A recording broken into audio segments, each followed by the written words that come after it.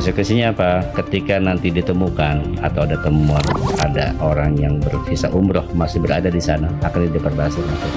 Oke. Akan dikembalikan ke negara asalnya.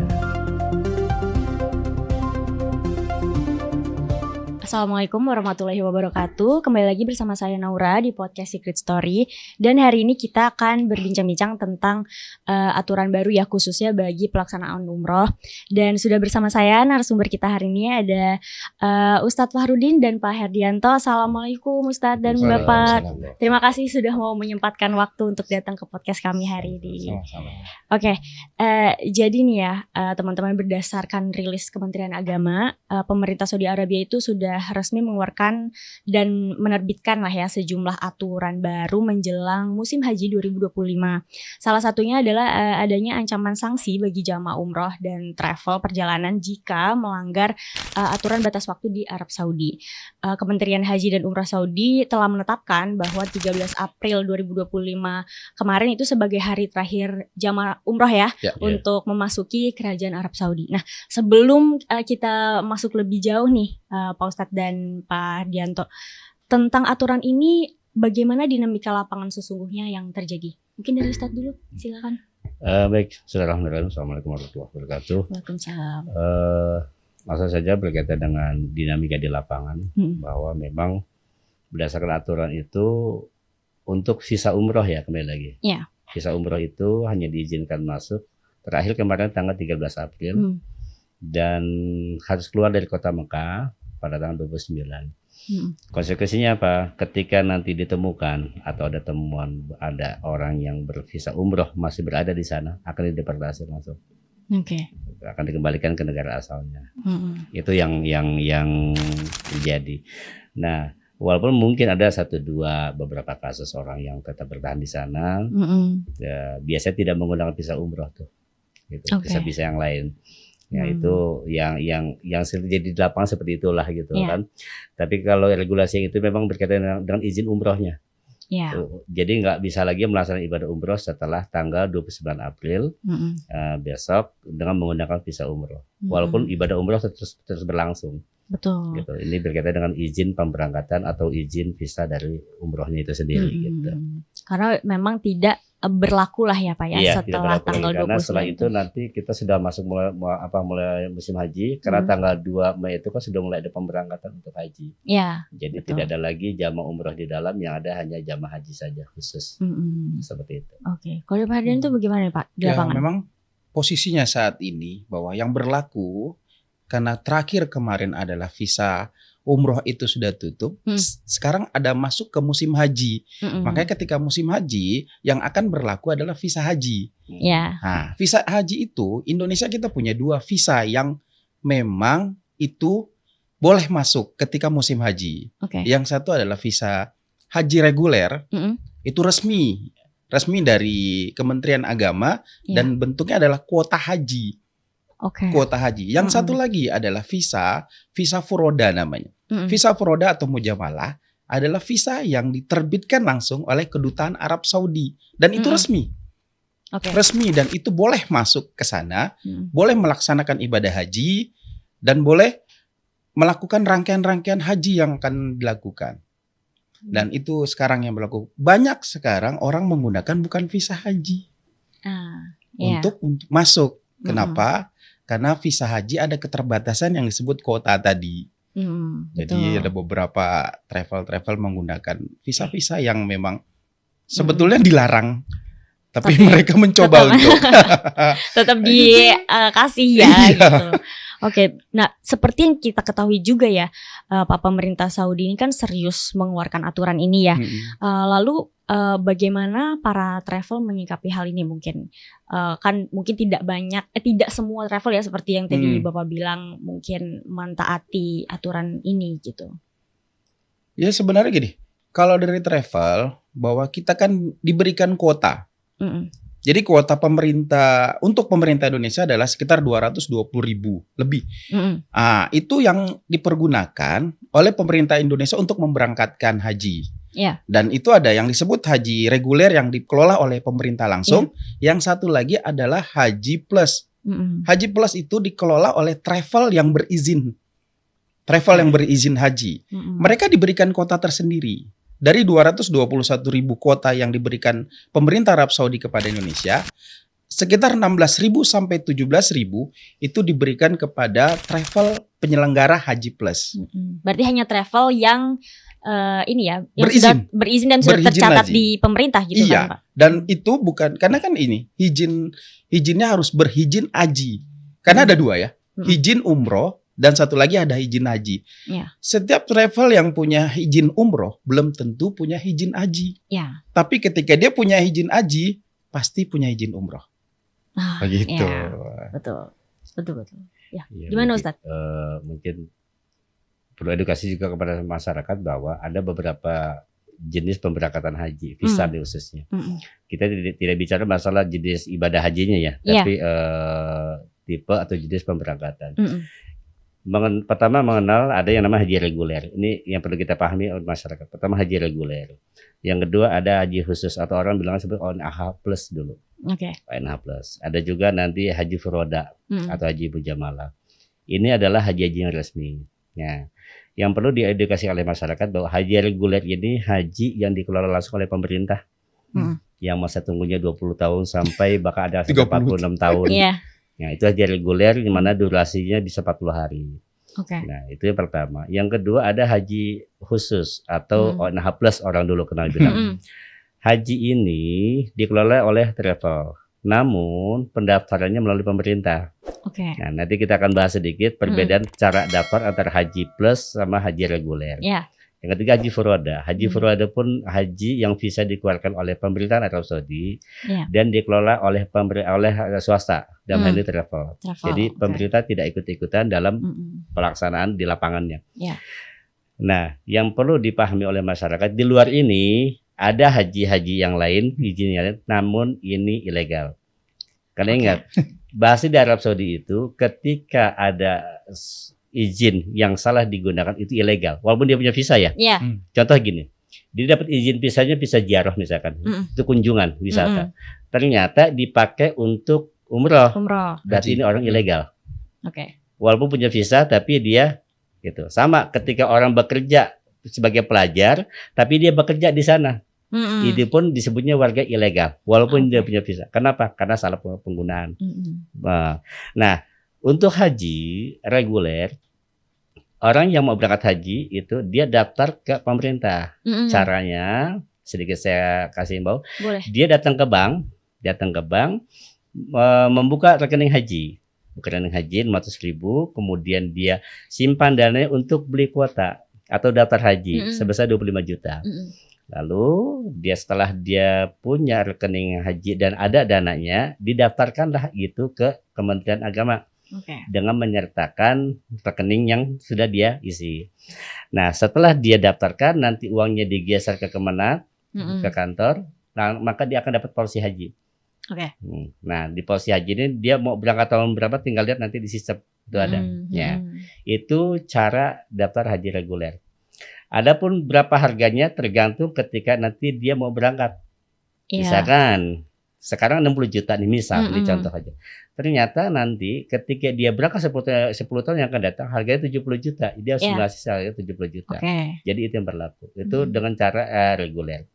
Kalau kalau haji khusus atau NH plus, ini si calon jamaah datang ke travel. Datang ke travel, dia mau berangkat haji plus, nanti travel yang akan mengarahkan, akan buka rekening, bayar di situ. Travel nanti akan mengantarkan ke Kemenang juga. Hanya ada rekomendasi ya, rekomendasi dari travel ini ada jamaah haji khusus. Nah, nanti keluar nih daftarnya, keluar porsinya, akan ketahuan dia tunggunya berapa tahun. Apa 7 tahun, apa 5 tahun gitu kan. Setelah terdaftar, ini jamaah dikembalikan lagi ke travel. Karena travel lah yang nanti melayani hotelnya, melayani ibadah, itu semua dikelola oleh fasilitasnya swasta. Fasilitas semua ini. Tapi visanya resmi dari Kemenak. Hanya visanya resmi dari Kemenak, hanya pengelolaannya, pelaksanaannya oleh travel. Gitu. Nah, yang terakhir ada furoda. Furoda ini murni swasta yang lola. pemerintah nggak masuk gitu kan. Nah inilah yang banyak orang bermain, akhirnya banyak oknum-oknum yang di sini dengan harga menggiurkan, dengan rayuan tanpa tunggu dan sebagainya. Nah banyak tapi banyak sekali kejadian kemarin kan banyak dibilangin furoda, padahal pasti bisa ziarah. Iya. Nah bisa ziarah kan bisa kunjungan. Nah ini yang akhirnya jadi kemarin tuh ada orang-orang yang akhirnya diusir, dideportasi dan sebagainya. Nah sebenarnya gampang sih kalau ingin tahu. Sebenarnya ada orang nih berangkat daftar 300 juta misalkan, tanya nanti landingnya di mana. Itu menentukan ya. Nah itu ciri khas karena gini, karena yang boleh landing di Jeddah dan di Madinah hanya yang memiliki visa haji, baik reguler plus maupun furoda. Di luar visa ini nggak boleh landing dia di Jeddah atau di Madinah. Selebihnya dia akan landing di Riyadh. Di Riyadh atau di Damam. Nah, kalau ada orang katanya haji furoda tapi landingnya di Riyadh, hati-hati gitu. Itu aja, itu ciri khas. Perlu dipertanyakan gitu perlu ya, dipertanyakan, Pak ya. Gitu. Karena semua haji itu kebijakan dari Kementerian Haji Arab Saudi yang boleh landing di Jeddah dan di Madinah hanya yang memiliki visa haji. Di luar itu dideportasi. Ditambah lagi sekarang pemerintah juga menaruh beberapa orangnya. Jadi sebenarnya banyaknya masalah yang terjadi ketika mereka jamaah, kan kadang-kadang jamaah tidak tahu. Iya. Mereka tidak tahu bahwa saya ini berangkat pakai visa apa. Iya, mereka kan mempercayai furoda. Iya. Kepada mereka mempercayai travelnya bahwa sebenarnya gini, visa furoda adalah visa atau visa mujamalah kita menjumutnya juga adalah visa yang dikeluarkan langsung oleh kedutaan Arab Saudi, bentuknya seperti undangan untuk seperti untuk pejabat, itu di luar kota. Atau negara-negara yang muslimnya sedikit. Nah, mereka kan tidak perlu pakai kuota. Iya. Jadi mereka dikeluarkanlah visa furoda itu. Di Indonesia juga dapat. Cuman kadang-kadang memang visa furoda itu tidak pasti berangkat. Kita masih bilang 50-50 karena memang entah dapat atau tidak. Tapi kadang-kadang di kita bahwa jamaah tidak tahu mereka pakai visa apa. Iya. Kalau betul-betul dia pakai visa furoda yang mujamalah, insya Allah pasti ketika dia landing di Jeddah atau di Madinah, mereka akan diterima karena di visanya akan tertulis Hajj. Itu yang bedanya. Tapi ada banyak orang keluarkan visa ziarah. Sedangkan visa ziarah adalah visa kunjungan. Hanya kunjungan saja. Tidak bisa untuk dipakai untuk haji. Ibadah gitu ada satu ya, lagi namanya visa amil. Visa amil adalah visa untuk pekerja. Visa pekerja. Dan itu untuk bekerja di sana adalah arti bahwa seperti pekerja musiman. Nah, tapi itu sekarang banyak yang pakai. Karena apa? Membludaknya peminat haji di Indonesia. Makanya antriannya sampai 40 tahun, 30 tahun. Di Jakarta, di Depok kemarin sampai 25 tahun. Kan itu daftar tunggunya lama. Bagi mereka yang punya uang, gampang aja. Berapa harganya? 400, oke. Bagi mereka. Tapi kan bagi mereka yang tidak punya uang, yang hanya bisa pakai haji reguler 60 juta, menunggu sampai 30 tahun. Makanya ketika ada kayak furoda, orang menawarkan, wah, tanpa antri kan? Iya. Jadi kadang-kadang kayak gini. Mereka ada uang sekarang. Mau visa haji dong? Ada nih. Bisa mereka tanpa antri. Satu bulan bisa berangkat. Furoda itu berarti di luar kuota yang ditawarkan ya? Luar kuota. Di luar kuota. Dan itu adalah visa undangan dari pemerintah kerajaan Arab Saudi sebetulnya. Dan itu resmi. Tertulis di situnya. Di visanya itu Hajj. Beda dengan ziarah. Beda dengan amil. Nah itu yang membedakan. Tapi kenapa? Jamaah kita kadang-kadang tidak diedukasi untuk itu. Mereka taunya berangkat, wah insya Allah Bapak Ibu berangkat haji. Entah lewatnya mana, kadang-kadang transit ke negara tertentu. Beberapa negara, nanti mentok negara ini akan ke negara ini. Dan itu banyak yang terlantar. Dan mereka kadang-kadang jadi korban dari orang-orang yang tidak, kita bilang tidak bertanggung jawab. Dan itu pemerintah pemerintah Indonesia lah ya. Itu sekarang sedang mewanti bahwa jangan sampai itu terjadi lagi. Seperti tahun kemarin kan ribuan orang terlantar. Iya, betul. Dan itu tidak ada yang bertanggung jawab karena travelnya Karena juga lepas tangan ya. Iya. Mereka sudah terima uang.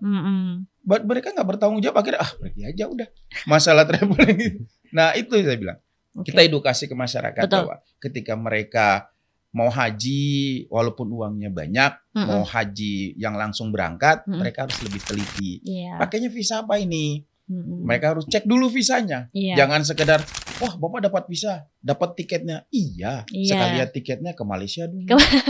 Sampai ke Malaysia dulu transit ya. dulu. Betul. Nah, kadang-kadang sudah sampai, misalnya sampai di Riyadh, mereka ditangkap dengan dipulangkan. Sekarang siapa yang mau bertanggung jawab? Travel malah lepas tangan. Pastinya. Gitu. Iya, betul. Karena kan memang pemerintah Arab Saudi kan punya batasan dalam untuk melayani berapa juta penduduk yang akan datang ke sana melaksanakan haji. Karena mungkin gak hanya dari negara kita aja ya. Walaupun negara kita terbesar. Gitu. Paling banyak Paling banyak. Di setiap sudut ada aja pasti orang Indonesia ya. Oke. Ya Pak, ada yang menarik juga. Gimana kalau misalnya ada jamaah nih yang visa umrohnya udah keluar terus udah bayar lunas biaya umroh gitu. Nah itu gimana Pak dengan adanya aturan yang sekarang berlaku gitu kan? Itu gimana? Apakah itu dari tanggung jawab dari travelnya? Pastinya sih ya seharusnya. Sebenarnya gini. Atau dia diundur ya bisa Pak? Iya. Sebenarnya gini, kalau kita bilang kan itu visa ketika pengajuan visa, apply visa itu ada waktunya. Seperti sekarang, kenapa sekarang ada batasan? Karena untuk Syawal aja. Betul. Ini dibuka. Kalau dulu memang Syawal itu tidak dibuka. Fokus dengan ketika setelah Ramadan semua jamaah pulang, Arab Saudi akan fokus dengan persiapan haji.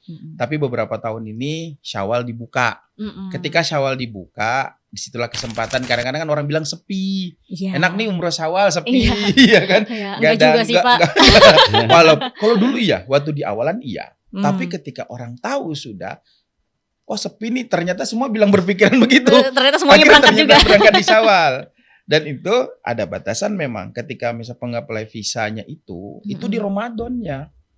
Oke. Tidak di Syawalnya. Iya. Apply visanya di Ramadan, berangkatnya di Syawal. Jauh sebelum ya. Iya. Nah, itu jadi ketika dia misalnya di Syawal dia berangkat, visanya tidak akan bisa dipakai lagi. Nanti dia mungkin berangkatnya nanti ketika setelah haji. Iya. Walaupun setelah haji baru dia berangkat gitu. Ya, jadi tinggal sebenarnya travel sudah paham lah itu bahwa untuk bisa memberangkatkan misal di Syawal, berarti apply visanya di bulan Ramadan.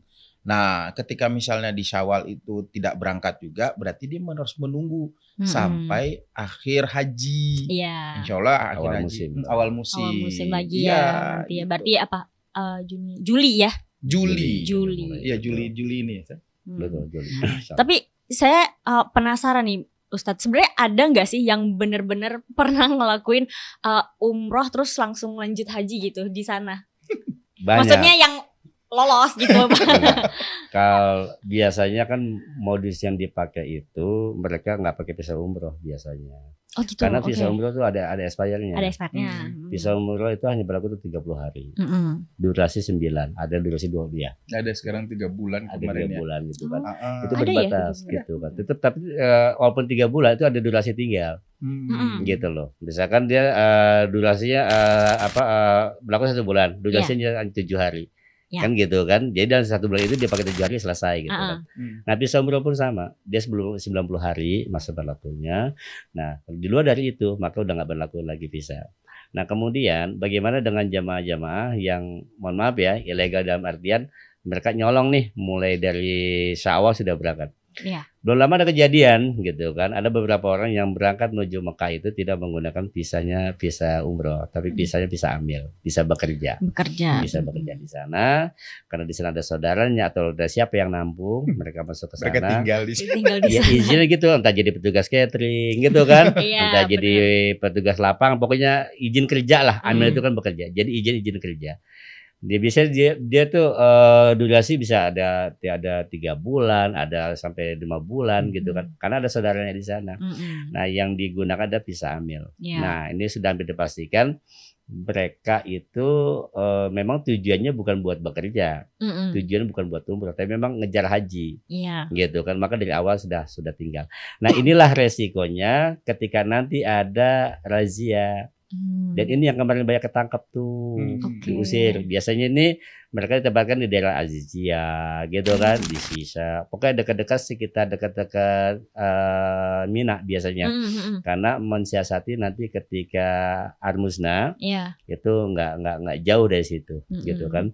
Nah, ini yang perlu disikapi bahwa kalau ada orang menawarkan umroh sekaligus haji, Ya kita tidak melarang gitu kan.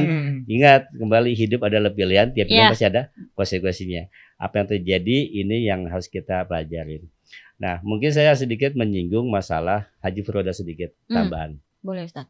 Asumsi di masyarakat bahwa haji furoda itu haji mewah. Haji bintang 5 dengan segala fasilitas yang wah karena dia keluar ratusan juta. Tapi kenyataannya sampai di sana nyata dia ditempatkan di hotel transit, kemudian di bintang 3 dan nggak sesuai dengan apa yang dia katakan. Yang perlu disadari oleh masyarakat bahwa haji furoda itu bukan haji mewah sebenarnya. Sebut furoda itu haji visa furoda. Adapun fasilitas tergantung travel. Betul. Apakah travel menyiapkan bintang 5, apakah bintang 3. Makanya ada orang nawarin haji furoda harganya beda-beda. Di sana furoda kok 300, kok di sana 400. Dia nggak paham tuh karena yang harga bintang 3 ini bintang 5. Betul. Gitu. Walaupun sama-sama furoda, ingat furoda itu bukan fasilitasnya. Tapi visa, izin. Adapun fasilitas gimana travel. Maka tiap travel menetapkan harga berbeda-beda walaupun dalam sama-sama haji furoda. Ini yang perlu diedukasi oleh masyarakat bahwa ketika orang bilang visa furoda, pastikan bahwa itu belum tentu mewah. Maka tanyakan dulu nanti fasilitas hotelnya apa yang didapatkan, termasuk maktabnya di mana dan sebagainya. Ini yang terpenting. Yang kedua, pastikan juga orang yang ngajak dia itu di travel memiliki izin. Karena ada yang disebut travel memiliki PPIU. PPIU itu ada izin umroh, ada PIHK. Izin haji khusus. Ya, setiap PIHK seperti Pak Sandi bilang pasti punya PPU. Karena syarat PIHK harus punya izin umroh, gitu kan. Yang lebih miris ada orang ngaku travel, di dua-duanya nggak punya izin. Gitu loh. Ini yang perlu hati-hati, gitu kan. Pokoknya sok berangkatlah gitu. Pokoknya tenanglah sampai di sana nggak taunya.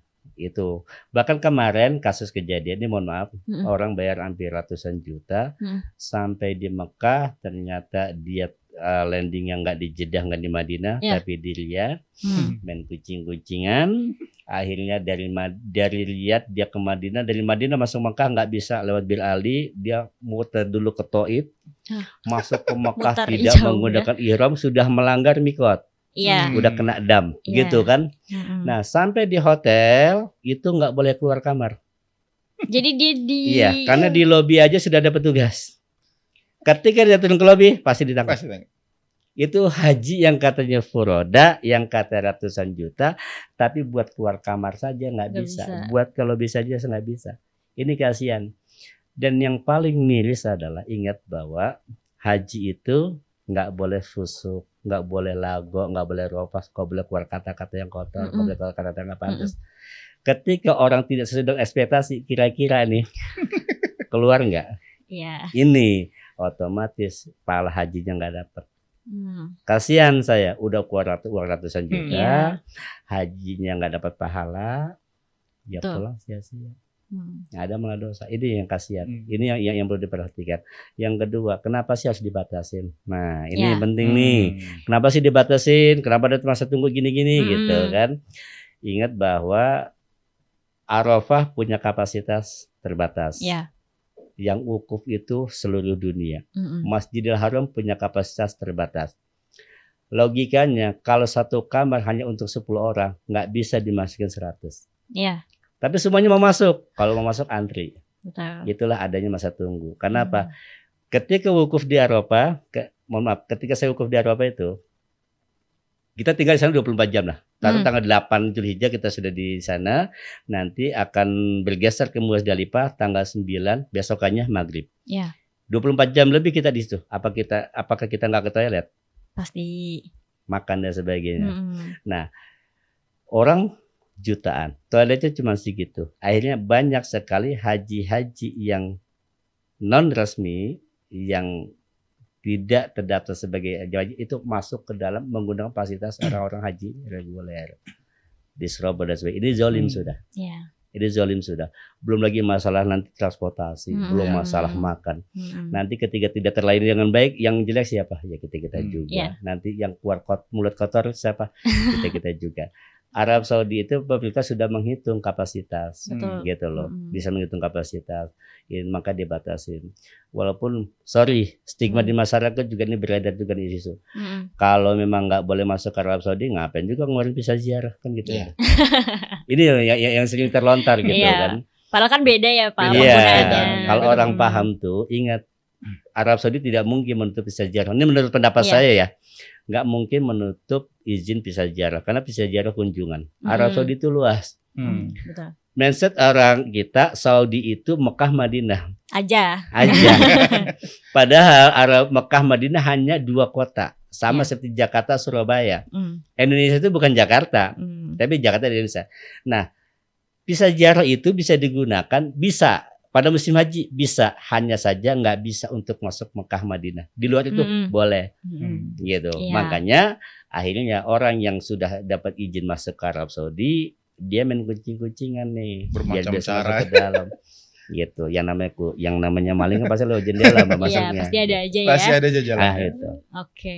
Nah, berarti ini tuh sudah lazim ya Ustadz dilakukan gitu oleh jamaah. Iya, kadang-kadang sesuatu yang salah dibiasakan jadi sebuah kebenaran. Ya jadinya biasa ya. Iya, benar. Iya, salah yang terbiasa menjadi sebuah kebenaran. Nah, maka akan dikembalikan lagi regulasi awal.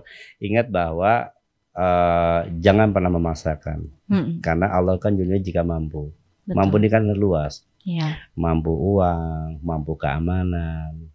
Banyak hal yang perlu dipikirkan. Jangan mentang-mentang punya uang akhirnya dia ngotot ke sana sampai di sana akhirnya. Makanya ketika kita mengucapkan labbaik Allahumma labbaik, ada Allah bilang sambut la labbaik wala sa'daik. Aku nggak nyambut kedatangan kamu, aku nggak bikin kamu bahagia. Ya, ini tidak semua orang haji itu udah otomatis pasti haji. Banyak Mbak, mohon maaf ya. Orang walaupun sampai di Mekah udah pasti haji belum tentu. Udah pasti umroh belum tentu. Udah gak kejadian. Ingat gak dulu kejadian yang orang wukuf di kolong jembatan itu? Itu gak masuk area Arafah. Oh. Gak masuk. Karena Arafah itu terbatas. Iya. Ya, ada dia kan ada batas ya. Yang pelang kuning tuh itu batas area. Nah, ketika ada orang di luar itu walaupun masih tanah lapang. Oh, dia wukufnya di luar. Ya, di luar batas. Luar batas. Ya, ini pagar deh. Ini Arafah. Ini bukan. Ini begini doang. Orang di sini banyak. Kelihatannya di Arafah pada di luar Arafah. Ya itu nggak bisa, itu nggak sah. Karena wukuf itu rukun. Betul. Apapun kondisinya orang jamaah haji, walaupun dia lumpuh sekalipun, di ICU sekalipun, itu harus dibawa ke Arafah, sama tabung gas, semua peralatan harus dibawa ke situ. Iya. Walaupun nggak apa-ngapain wukuf. Karena wukuf itu rukun. Kalau beda dengan nanti melontar, mabit itu bukan bisa rukun. Diwakilkan. Nanti kita bahas lebih jauh kalau masalah praktek. Oke, Ustadz. Nah, tapi apakah juga ada nih Ustadz atau Pak yang belum lunas membayar biaya untuk hajinya, atau sebenarnya itu kayak DP dulu gitu ya Pak ya, baru pas mau berangkat baru dilunasi, atau seperti apa Pak? Ya, sebenarnya gini, prosesnya itu kan ketika yang resmi ya, yang dari Departemen Agama yang kuota itu, ketika mereka mendaftar seperti haji reguler itu, mereka seperti Ustadz Farudin bilang tadi bahwa ketika dia mendaftar dia harus ke bank untuk menyetor sekitar 25 juta untuk haji reguler. Itu untuk mendapatkan BPIH-nya. Untuk nomor porsi hajinya. Haji plus pun seperti itu. Mereka harus menyetorkan, kalau di Haji Plus ada sekitar $4.000. $4.000 yang mereka setorkan ke bank, itu akan mendapatkan nomor porsi. Dan nomor porsi itu ada daftar tunggunya. Nah, akan terlihat di situ. Kalau haji reguler akan terlihat ketika kita dapat nomor porsinya, ketahuan tuh kita berapa puluh tahun menunggu. Akan tertera di situ. Di sistem Depakto akan terbaca. Dan kita bisa kontrol. Haji Plus pun seperti itu. Di Haji Plus akan terlihat tuh, saya tunggunya berapa tahun sih? Akan terlihat, kita bisa kontrol. Misalnya kita daftar sekarang 2025. Kalau Haji Plus itu berarti kalau dia 7 tahun, berarti 2032 ya. 2032 akan tertera situ. Dan tidak akan hilang nomor porsi itu. Nah, ketika nomor sudah keluar, misalnya 2032, nomor porsinya keluar nih. Departemen Agama akan mengumumkan bahwa nomor ini silakan melunasi. Nah, ketika di haji reguler itu pemerintah sudah mengumumkan tahun ini haji sekian puluh juta. Seperti kemarin sekitar 60 juta ya. Iya, benar. Sekitar 60 juta. Ya. Hmm. Berarti ketika dia sudah daftar 25 juta, mereka tinggal melunasi sisanya. Ya. Sama seperti Haji Plus juga seperti itu. Cuman bedanya Haji Plus itu tergantung travelnya. Seperti Ustaz Farudin bilang tadi, dia jual fasilitas. Betul. Sama pembayarannya, tapi ketika pelunasan itu yang berbeda. Misalnya Haji Plus yang satu dengan hotel bintang 5, bayarnya berapa? 16.000. Ada yang harganya hanya pakai hotel bintang 3, fasilitasnya sederhana, hanya bayar 10.000. Okay. Nah, itu yang bedanya. Kalau di haji pemerintah itu seragam, semua fasilitas sama. Di Haji Plus fasilitas yang berbeda. Ada yang pakai hotel bintang 3, bintang 4, bintang 5. Jadi harganya juga tergantung. beda. Ya, disitulah bedanya bahwa Haji Plus itu karena dikelola oleh swasta, travel yang berizin, mereka menentukan pengennya kita yang fasilitas yang terbaik nih. Iya. Di sana kan ada disebut maktabnya juga, ada tendanya. Pengennya yang paling deket ya buat Lembang. Nah, kan orang berlomba untuk memberikan fasilitas terbaik. Kalau jamaahnya mampu bayar, kenapa tidak bagi mereka? Gitu. Betul. Iya. Nah, tapi ya Ustadz, mengingat jemaah dari Indonesia itu kan ya salah satu yang terbanyak lah, mungkin bahkan nomor satu ya. Iya. Terbanyak. Nomor satu ya untuk melaksanakan ibadah haji. Nah, saya sempat baca juga ya, kalau misalkan waktu itu sempat boleh menggunakan kuota haji negara lain ya, Pak, untuk mengurangi antri panjang, atau sebenarnya nggak boleh ya? Nggak boleh. Karena kuota udah Iya, karena posisinya bahwa semuanya sudah dikasih jatahnya. Jadi bahkan tahun ini ditambah ya? Iya. Tahun ini ditambah. Seperti tahun kemarin kan ditambah 2.000 kan. Nah, tahun ini mudah-mudahan kita ditambahin lagi. Karena peminat Indonesia itu Masya Allah. Itu setiap tahun walaupun kita 20-30 tahun, tapi setiap hari ada aja yang daftar. Iya. Nah, bagi mereka yang banyak uang, ya fasilitas yang dipakai Froda itulah. Betul. Yang langsung berangkat dengan kalau bukan fasilitas, sebenarnya fasilitasnya sama dengan Haji Plus. Bedanya mereka tidak antri. Itu aja sebenarnya bedanya. Betul. Mereka tetap misalnya fasilitas dengan yang harga 10.000 misalnya. Sama haji mereka bayar hampir 400. Ya sebenarnya yang membedakan adalah jangka waktu menunggu. Jangka waktu. Iya. Yang nggak nunggu aja gitu. Ya, nggak nunggu aja. Jadi bisa dibilang Haji Plus itu beli waktu. Iya, beli waktu. Udah. Kita gini, kemarin itu ada di Bekasi ya, daftar 2024. Itu begitu lihat di sistem itu, porsinya keluar berangkat di tahun 2048. Bekasi ya. Itu Bekasi. Itu plus haji biasa, haji reguler gitu kan. Yang dekat itu kan Aceh ya. Aceh kan sekitar 30-an lah, 30 tahun. Yang jauh itu Sulawesi 45 tahun. 45 tahun. Sampai makanya 45 tahun. Makanya begitu lahir langsung daftar itu bocah haji. Berangkat nanti usia 40 tahun dia akan datang. Umur 45 udah baru berangkat. Gitu. Ya, makanya ya itu kembali lagi bahwa satu, masyarakat harus ingat bahwa haji itu undangan, haji itu panggilan. Kalau emang belum dipanggil nggak usah ngoyo, nggak usah maksa. Jangan memaksa. Gitu. Karena kan syaratnya juga harus mampu. Betul, gitu loh. Dengan cara yang baik dan benar. Kan itu yang kita inginkan. Karena pengalaman juga kan kasian juga teman-teman yang nyolong-nyolong, apapun yang nyolong-nyolong pasti begitu deh. Nggak ada enaknya gitu. Iya, ada aja pasti ya. Walaupun kadang-kadang gini, tahun sebelumnya dengan cara yang dipakai itu gitu kan, mereka berangkat. Akhirnya kan tahun ini mereka mencoba lagi. Iya. Tahun ini misalnya, tahun kemarin wah sukses besar mereka, bisa lewat segala macam. Ketika tahun ini mentok, mereka pasti lepas tangan. Iya. Pasti lepas tangan. Siang nggak ada kalender. Gitu kan? Ya? Karena banyak seperti itu. Beberapa tahun misal 2 kali 3 kali mereka dengan visa yang lain gitu, bukan visa haji, mereka masuk. Iya. Tapi ada pasti saatnya mereka akan gagal gitu. Iya. Dan itu kan kalendernya bisa bilang nggak ada. Taunya tahun ini mereka, wah, ternyata sudah mereka keluarkan uangnya.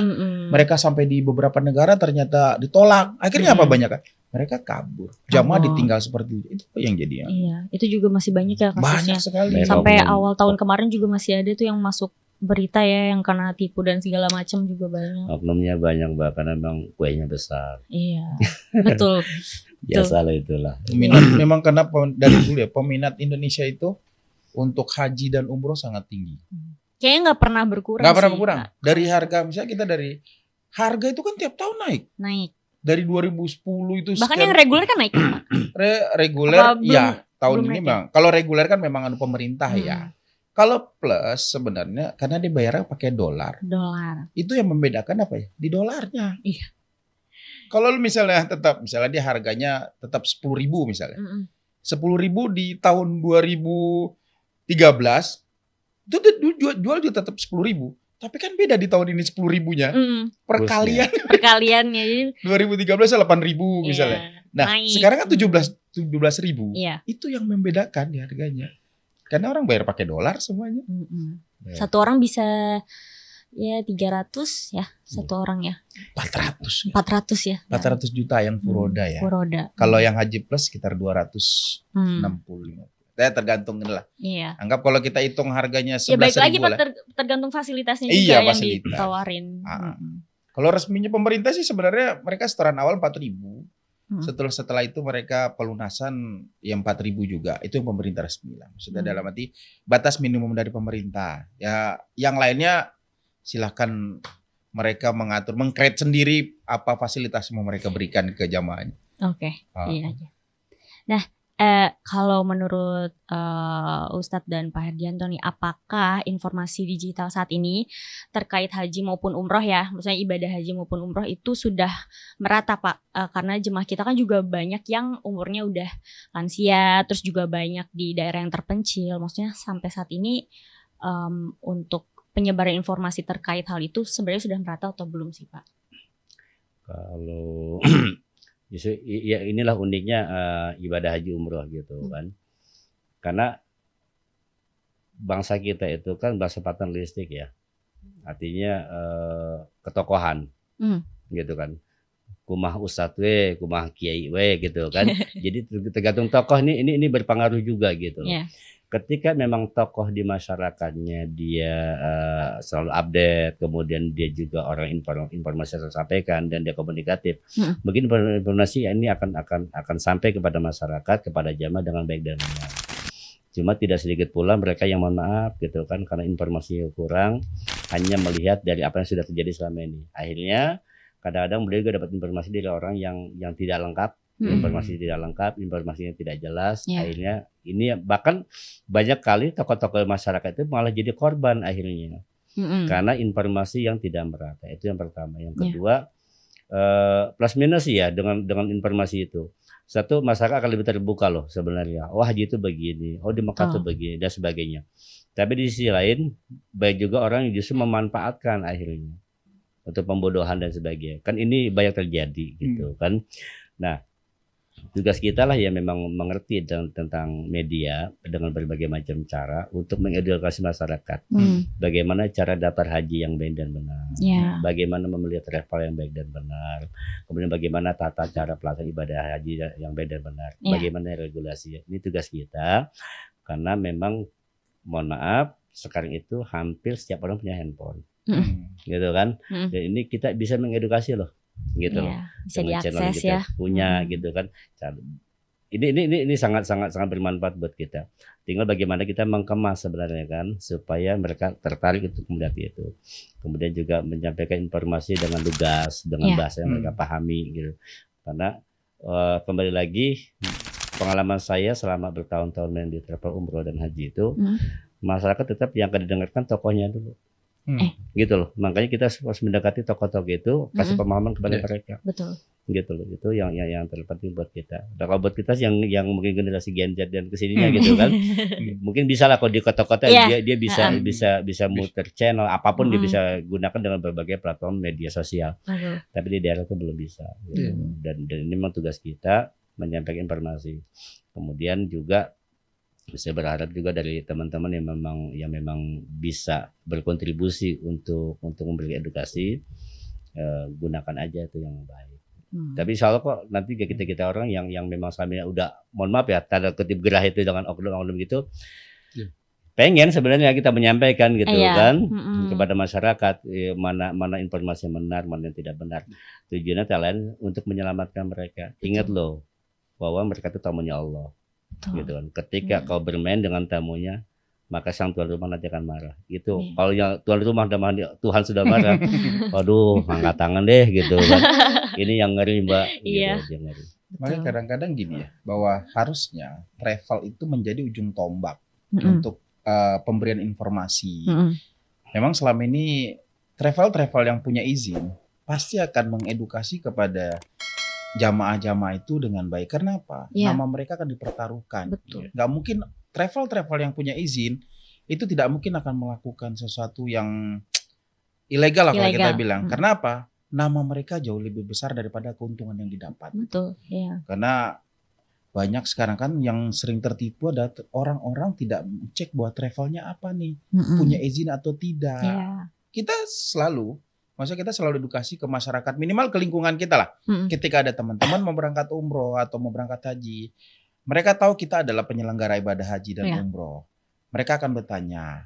Dan kita selalu bilang, kalau ada apa-apa tolong tanya ke kami. Kami terbuka kok. Walaupun tidak berangkat dengan kami, minimal kami akan memberikan informasi. Bahwa betul nggak sih bahwa travel ini dengan harga sekian, benar nggak sih berangkat gitu loh.